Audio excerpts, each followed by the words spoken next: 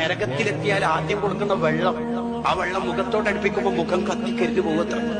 ഒരു തുള്ളി കുടിച്ചിട്ട് മതി എന്ന് പറയാൻ പറ്റും. ഒരു തുള്ളി കുടിക്കുമ്പോഴേക്ക് അവന്റെ ആന്തരിക അവയവം മുഴുവൻ കത്തി ഉണങ്ങിപ്പോകും, കരുതി കലങ്ങിപ്പോകും. ഒരു തുള്ളി കുടിച്ചിട്ട് മതി എന്ന് പറയാൻ പറ്റും. ദാഹിച്ചവശനായ ഒട്ടകം കുടിക്കുന്ന പോലെ ലിറ്ററോളം കുടിച്ചിരിക്കണം. അപ്പോൾ അയാൾക്ക് ഉടനെ കൊടുക്കുന്ന ശിക്ഷ വിശപ്പാണ്. വിശന്നാലും കൊടുക്കുന്ന നരകത്തിൽ ആദ്യ ഫുഡ് എന്താ?